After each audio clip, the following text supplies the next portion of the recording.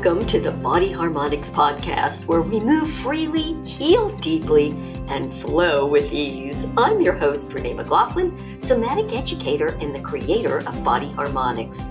For over 30 years, I've guided people like you out of pain and limitation and back into your body's innate wisdom. Are you ready to awaken your life? Let's dive in. Hey everyone, I am so excited because this is my very first Body Harmonix podcast, and I am so excited to be able to introduce a woman who I have known for many years, but really online. I've known mostly online. So you know when people say, oh, you can't make real friends online? Yeah, you can. And Tammy and I have been friends for many years. We met online, but via the movement, the workout that I taught for so many years, T-TAP. And then as I got into somatics, she followed me into that. And we've just been like, okay, what are you doing? Okay, what are you doing? And sharing new things. So that's why I am thrilled, you guys, to introduce my very first guest, Tammy Harris. I'm just going to tell you a little bit about Tammy, and then I'm going to switch it right on over to Tammy. How's that? So Tammy's been an RN and an NP, and I'm going to read this because I don't want to get it wrong. For 23 years, right? Kind of almost as long as I've been teaching. And so she's done a lot of work, clinical work with a lot of patients. And then in 2017, she completed a fellowship with the American Academy of Anti-Aging and Functional Medicine. And I happen to remember when she was doing this because on the Book of Faces, she would be kind of sharing some of the things that she's doing. And I was like, oh my gosh, like how interesting. I was kind of jealous, to be honest. She was studying all the cool stuff. And then in 2019, she completed a master's of health sciences in integrative medicine. Again, there I was, green with envy. And then last year, she completed a cardiometabolic medicine certification. So Tammy has a lot of really interesting education, experience certifications, and I'm really excited to talk to Tammy about her experience. So Tammy, welcome. Thank you, Renee. For joining me. So let's just dig right in. And here's what I want to ask you. All right, so you've been a nurse practitioner for quite a few years, and then you decided to go into more functional medicine, alternative medicine. Share with me why. What happened? Well, I've always knew I wanted to be a nurse since about 7th grade. We did a little, the Briggs-Meyer, I think. And it says, you would be great as a nurse. Initially, my goal was to be a nurse and go overseas to work with, I don't think I told you this part, to work with missionaries in the orphanages. But I made some life decisions. So that put that on the back burner, and then finally became a nurse, and then worked in the step-down cardiac, then worked in hemodialysis. And working in the hemodialysis unit was very interesting in the hospital because they call it the poor man's disease because you don't get a lot of attention and a lot of fundraising with that like you do with cancer patients. Although diabetes and cardiovascular disease are on the rise, and a lot of people end up in dialysis. So that was the first introduction to this, I don't want to call it the underdog, but kind of like an underdog population that, a lot of this could have been prevented had they had the right education. Unless your genetics played a role, then you ended up with end-stage renal disease.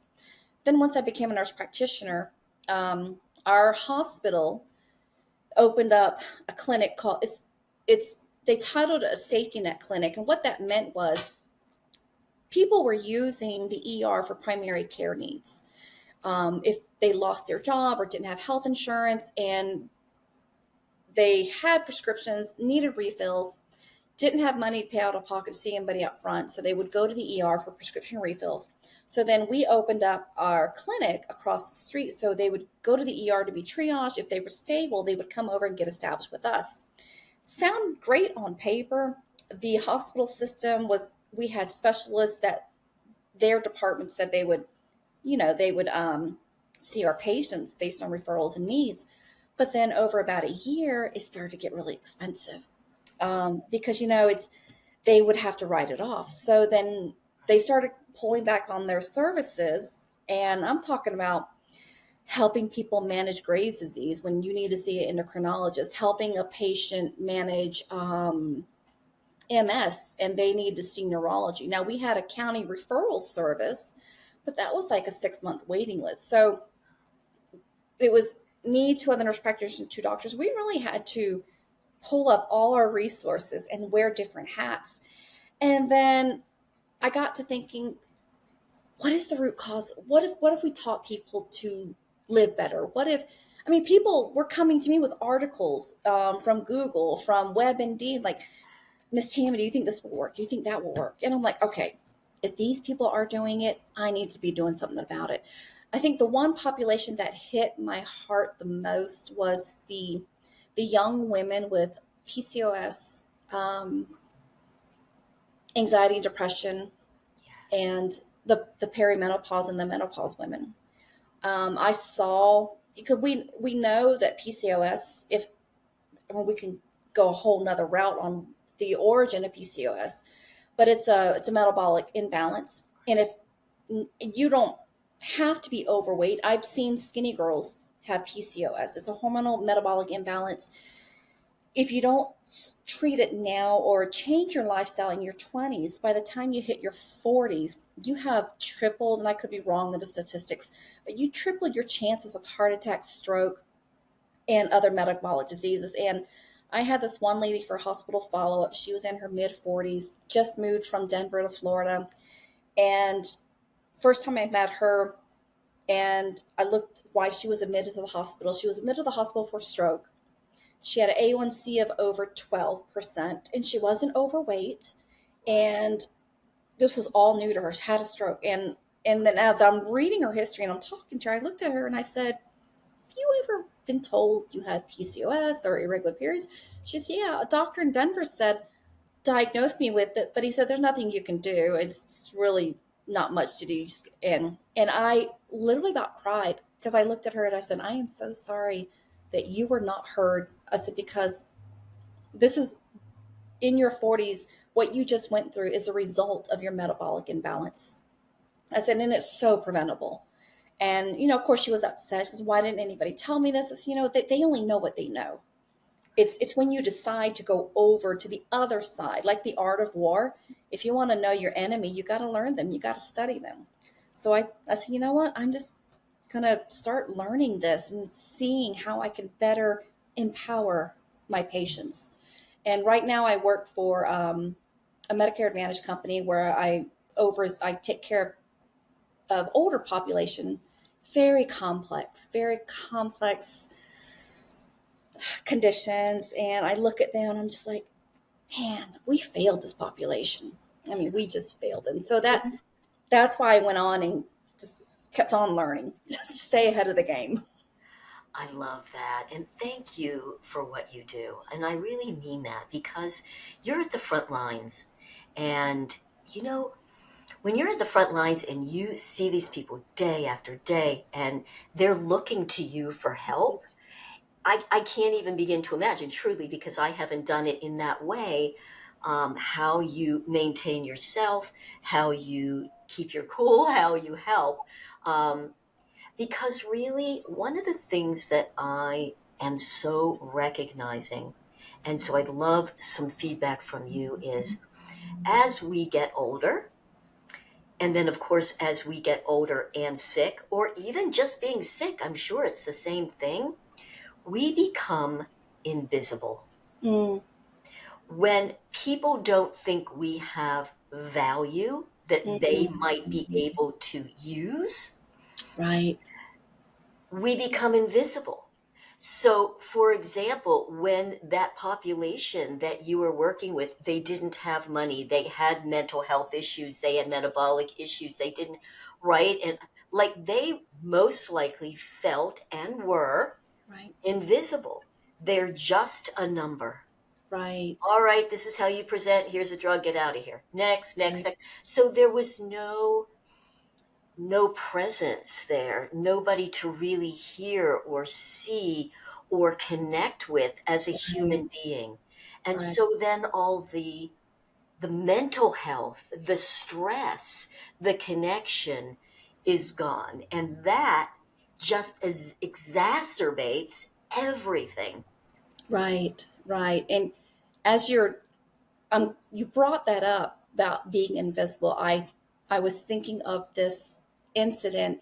This lady, she came in. It was a busy day because it's so easy to get caught up in the busyness to where you're not present yourself to this person in front of you. She comes in. She was this little Asian lady. I'm half Asian. She reminded me of my mom. She had, the long skirt, the flip flops, and everything. And my medical assistant roomed her, and she said, "Hey, Tammy, just want to let you know this lady that you're going to see. She follows a clinic in another city, another indigent clinic, similar to ours. She wants another mammogram." I'm like, what are you talking about? She goes, "Well, she wants another. She needs a biopsy." I'm like, what? Well, why is she here? So I go in there, and I am just flustered because we had a nurse practitioner call out, and she's sitting there just as quiet and just patient as can be. And I pull up the computer, and I'm like typing away, and I looked at her, and I said, "How can I help you?" She says, I need a mammogram." And so I just reiterated what was told to me. She goes, "Yes, yes." And she said it was true. She said she had a mammogram. She said, "But I need help. I need help." And I'm just like, in my head, I'm like, what do you need help with? All these things going in through my head. And I heard this voice say, this went on for like 5 minutes, and I'm listening to her. And the voice in my head just said, "Why don't you just stop, turn, look at her, and listen to her?" Oh, yes. So I pulled up my chair, sat down, I stopped, and I looked at her. And I said, "Tell me what's going on." And she started crying, and she told me she had a mammogram, and she was told she needed a biopsy, but the breast surgeon was out of town, won't be back for like 3 weeks. And so I did my exam, and I was like, oh my gosh. I said, she didn't have a copy. So I had the medical assistant say, "Call that clinic, get a copy of that. Give me that copy of that mammogram." Got the copy of the mammogram in like 15 minutes, and I read it. So BIRAD score gives you an idea of what your next step is. So BIRADs of 1 or 2, yeah, you know, X, Y, and Z. She had a BIRAD score of 4, meaning highly suspicious for malignancy. So I called the nurse practitioner at that clinic, and the nurse practitioner like, "Is so-and-so there? Is she crying at you? Is she whining at you?" I told her she has to be patient. And I said, "Did you read the mammogram report?" She goes, "Yeah, I did, but she's going to have to be patient. The doctor is out." And so she said, "If you want to take care of her, you can take care of her. She can be your patient." I said, "I will take care of her." So within 2 weeks, we got her on board with oncology, had the biopsy, confirmed breast cancer. That was about 7, 8 years ago, but I'll never forget that moment because I would have missed out had I not stopped and just be present with her, because all this knowledge I have is if I it's used, I think we talked about this before. I can have all this knowledge, but if I don't see this person in front of me, it's nothing. It does nothing for the person in front of me. And to this day, when I get rushed or I feel busy, I always think of her, and I'm like, "Just Tammy, just stop, just." Yeah, and she would come visit me every year, drop off a little.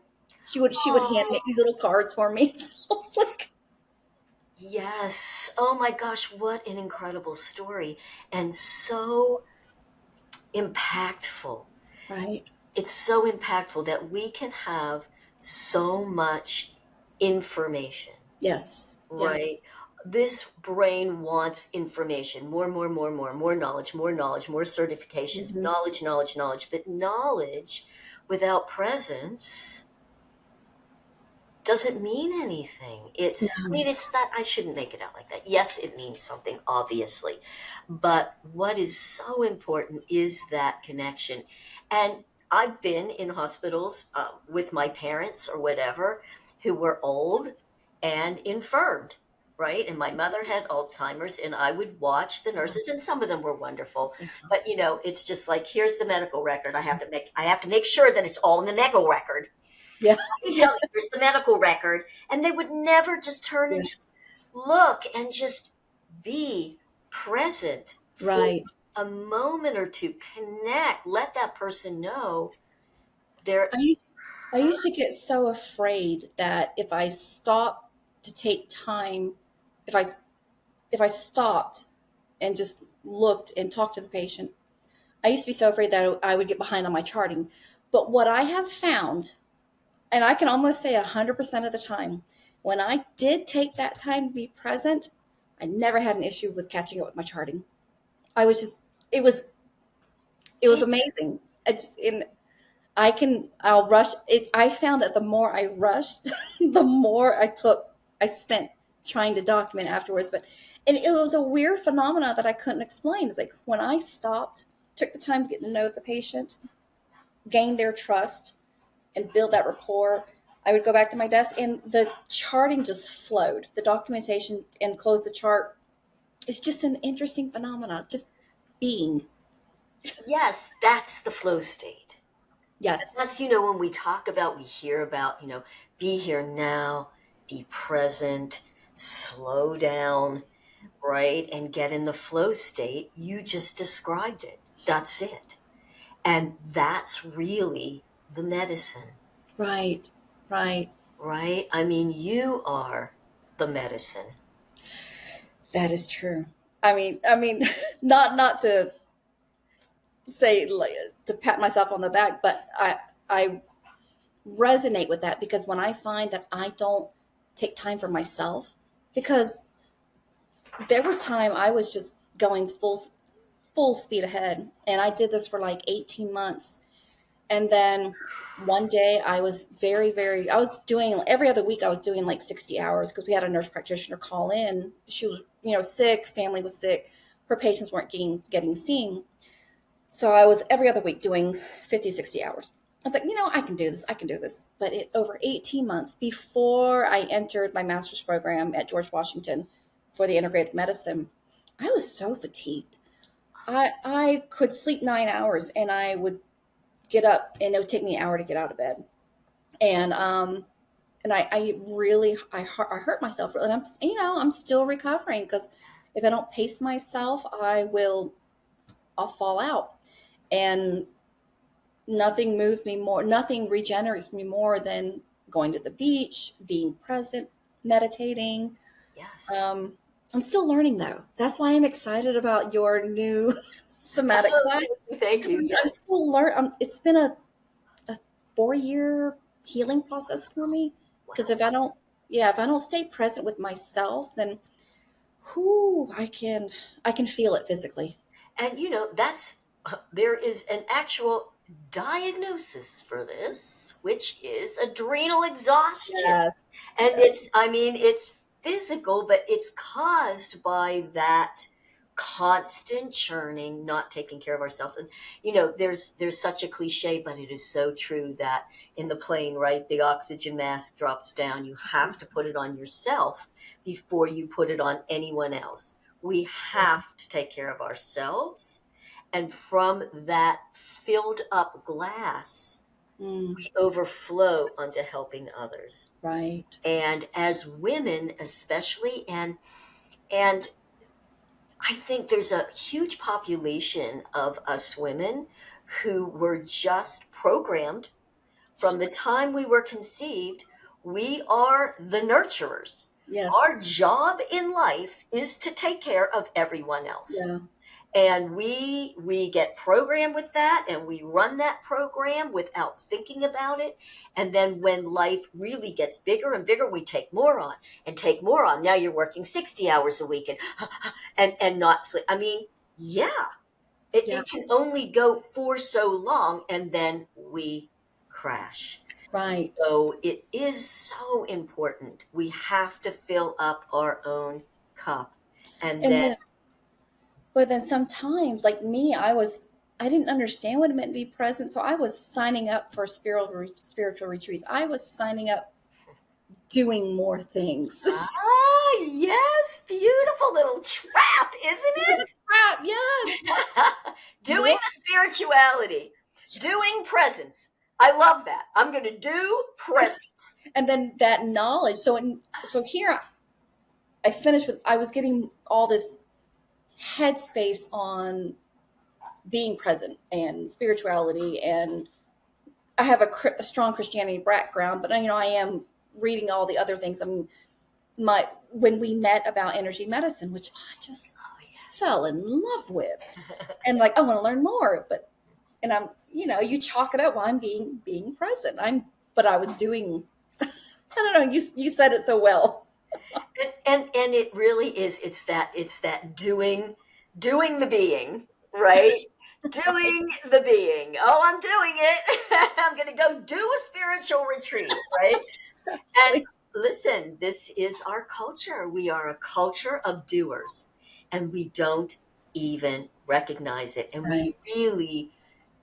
we're really not sure how to get out of that and how to simply be. Right. And that's hopefully one of the things that I would love to share some of my experiences. And I am, believe me, not talking from the top of this mountain.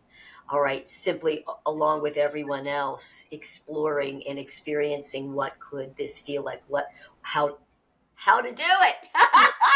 See how it's so insidious, even in our language, how to Yes. do it instead of how to simply drop down and be. And so we'll continue always to share, share experience. And I think that's really it. It's just experiencing life. Right. What's showing up in this moment now that I can simply experience without pushing it away because I don't like how it feels. Right. Or clinging to it because I really like how it feels and I don't want to let it go. Or feeling judged that you're not doing, because I mean, I love my grandmother, and she passed away about 12 years ago. I have a huge family of cousins and stuff, and second cousins, and my grandmother is like, please just help take care of the family. And I like, that's my goal. That's I'm going to carry out my grandmother's wishes. And I mean, and my family calls me, which I don't mind. I do. I don't mind helping them out, but I've also need to learn to not fall into where I'm not caring for self, because I can easily get caught up that, because it's my calling. Don't want judgment, which they wouldn't judge, but it's just that little voice. But here's the thing. When somebody is judging you, number one, the question always that we ask when we feel that, is this true? Is it really true that they are judging you? Right. Or is it your projection of your own judgment being projected? They're the messenger. So that's number one. Right. And then number two, if somebody is judging you, they're simply being triggered themselves. It's their judgment based on their programming, based on their triggers. It has nothing to do with you. Right. When it triggers you, then it's time to look inside and go, that's interesting. Now, were they really judging me? Or is that just the trigger for me? Thank you, grace. Thank you, presence. Because you just showed me a place that I need to heal within myself. Wow. That's so true. Right. Yeah. One of my absolute favorite, I'll call him a mentor, though I've never met the man, whose work was just hugely seminal in my own continuing journey. His name is Michael Brown. He wrote an incredible book called The Presence Process, and he has some really interesting philosophies and statements. And so I would love to share this one right now because it's so powerful for me and hopefully for everyone that listens. And that is, when you get upset, oh, I'm being judged. Oh, I can't believe they're calling. Oh, I can't believe my grandma, whatever it is, right? when you are upset, it's simply a setup. Presence is setting you up to see what it is that you still need to heal within yourself. Wow. That's all it is. Wow. And so when we can see that and go, oh man, I'm upset, I'm triggered. Oh, now wait a second. You know, here's another one that goes right along with that one, I think you'll appreciate. And that is, when that happens, throw out the messenger. What's the message? Somebody triggers you, you get upset, they've said something, okay, that's a setup for me. I don't care who it was or what they said. What's the message? Because they're a mirror. I'm looking in that mirror. Right. What is that that's triggered? What's it triggering in me? So how do you move forward from that? Just contemplating? Well, that's an interesting question. We can certainly go down that route just for a few seconds. And this is one of my processes, okay? I'm sure that But there it's something that I struggle with too, is identifying, and I'm like, okay, so what next? It's like, what do I do next? Okay, Yeah. so this has been really helpful for me. So, and in some of my coaching, this is kind of what I recommend. So you can pick a subject, whatever it is. We won't do that right now, but essentially, oh, I was triggered. This is what they said. So I want you to just get present. Now, for me, how do I get present? Deep breath. I love this particular breath work for this. In through the nose, deep breath down into the lower belly. And then I like to start with just an exhale, slow through the mouth, like you're just letting that belly balloon go. And I like to do that 3 times, just because in that way it sinks. And then I sink my focus just down into my body. From there, you can either continue that breath or do the inhale and the exhale through the nose, whichever way. Sometimes it's just easier in and out through the nose. You've already just thought of, okay, that triggered me. I'm thinking about that. I'm going to breathe. I'm going to get present. I'm going to sink my focus down. I like to do it in my heart, but just to start in the body. And I'm just going to keep breathing. And I'm going to think about that. And I'm going to just notice, where do I feel it in my body? Now, here's keys. Number 1 key, no judgment. Yeah. No judgment. And you're not trying to change it. You're simply aware. You're noticing what you're feeling. And when that feeling shifts and changes, your awareness just goes where it is and it just watches. Watch where it goes and what happens. And just keep the breath going, because it's moving the energy. Now, our voices in our head, the ego mind, is going to want to create a whole story around it. That's what we do. Right. This is not a story around it. It doesn't matter. The story doesn't matter. And that's the point where we get ourselves all mixed up. We want to understand. We want to know what it is. Oh, when you were 2, somebody took your lollipop and you were pissed. It doesn't freaking matter. It's simply stuck energy. We're breathing and we're watching in order to allow whatever that stuck energy is, whatever that was, to process through the body, integrate. Okay. And you just do that. And then what you'll find is the next time something very similar happens, maybe you feel a little bit triggered, maybe not. If so, you make a suggestion. Okay, when I'm by myself tonight, I'm just going to think about that one more time, do the same thing. And maybe there's still a little bit more that needs to shift and move. But it's a felt sense. It's not an understanding with the mind. And the mind freaking hates that. Just Yes. like a hamster wheel. It's a hamster wheel, and it's never going to figure it out. That's how it keeps you trapped in the mind. It keeps you trapped up there, and you will never be happy for more than a little bit of time. Not that doing all this work, the idea is not really, here's another Michael Brown. Mm-hmm. The idea is not to feel better. I know that's triggering in and of itself. It's Yeah. not to feel better. It's to get better at feeling.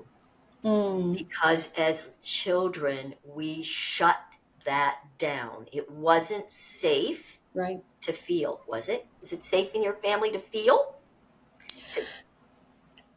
Safety in childhood was taken from me when I was about 6, 7 years old by a neighbor. Yeah. Got it? So I can totally relate to that phrase. Yeah.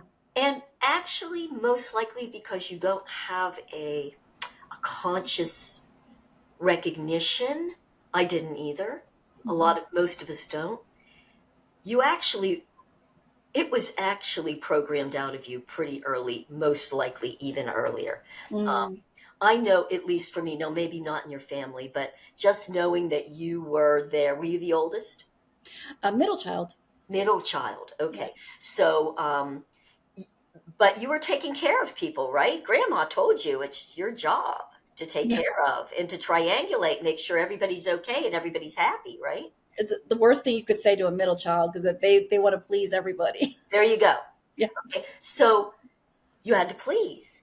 Yeah. Well, so if you're angry and you're pissed and you just want to go out and dance and you want to do what you want to do, you weren't allowed to do that. That's not kosher. No. So actually you learned very early on. It's not, you don't feel. And if you feel, you can't express anger. Yeah. Shame. Yep. Guilt. We don't express any of that. Christianity, Christian homes, everything's perfect. Yeah. Don't let the neighbors even know there's anything going on here. Put on the mask. Everything's perfect here. We're Christian. We're here to help everybody else. Right? I'm making faces, but am I right? And that's not everybody. So people watching, I'm not putting any of this down. It's simply what it is. And to understand that when you're raised like that, that's programmed into... It was the expectation. Yeah. So we learned not to feel. Yes. So here's this magnificent organism, right? And every cell, I mean, we're like this fractal of... I mean, it's just amazing what all is going on in this body, right? Mm-hmm. And where do we live? In our mental body. We're never down here, right? What happens when we get in pain? What happens? You are in pain and exhausted for 18, maybe not pain, but exhausted for 18 months. Were you allow yourself to go in the body and feel and go, oh my gosh? No. We got to keep pump through until the body goes, I'm going to slam you down because you ain't listening to me. Yeah. In whatever way. And it was very expensive too to get the help after that. Yeah. Because conventional doctors you're fine. You're fine. Had to go see a functional medicine doctor to help me get back on track. Right. You're fine. And my guess is I'd be interested. I'll say this and then you tell me. Did they share with you, you know what, you really need to take time to breathe and go in this body and feel the symptoms are simply the body's message. It's the body's way of getting your attention. There's something wrong. You're not paying attention. Yeah. So what do? Okay, I don't want to feel this way. So I got to go out here. I got to get medicine and I have to have tests and I have to see what she says and he says. And I have to be out here all the time and in my head looking out here because I got symptoms and I'm pissed. And it was expensive. It was so much money. When really you could have sat in the chair. Exactly. And breathed and listened. No, but you know what? Tammy, you're in such a beautiful place now because you have all of that experience and now you're experiencing new ways to heal physically, but also heal for all the different levels of the body field, the frequency fields, and Mhm. all the different things that you've learned. And you're in just such a beautiful place now to put it all together and help yourself and all those, that you are helping. Right. Whew. Woo! I just went down this like long train ride, not long, but like this fast speed rail or something. Right. But right. Right to there. Right. And it just leads us right inside to presence. Mm-hmm. To Mm-hmm. just being right here, right now, in the moment, breathing with our focus in here on the other person. Right. Listening.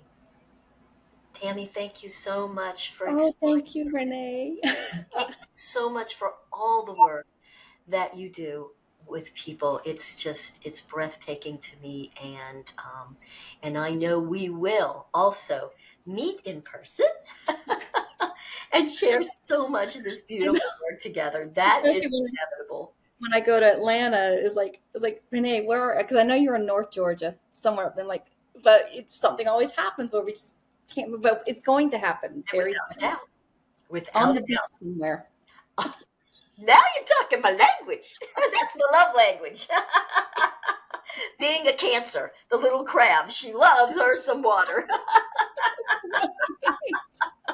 I'm Pisces, so Perfect. Tammy, thanks again, once again. Much love, many blessings. thank you, Renee. Thank And you. we'll see you all again. Thanks, you guys. I hope you enjoyed this first Body Harmonix podcast. And until next time, move freely, heal deeply, and flow. Thank you for joining me today on the Body Harmonix Podcast. I hope this conversation sparked something inside of you, a reminder to slow down, breathe deeply, and come back home to your body. And if you enjoyed this episode, please be sure to follow, subscribe, and leave a review. It's the best way to help us share this message and keep these heart-centered conversations going. And if you're eager and ready to go deeper, connect with me on social media at Body Harmonix, or head over to our website for free resources, upcoming retreats, and ways to move, heal, and flow together. And until next time, remember, move freely, heal deeply, and flow.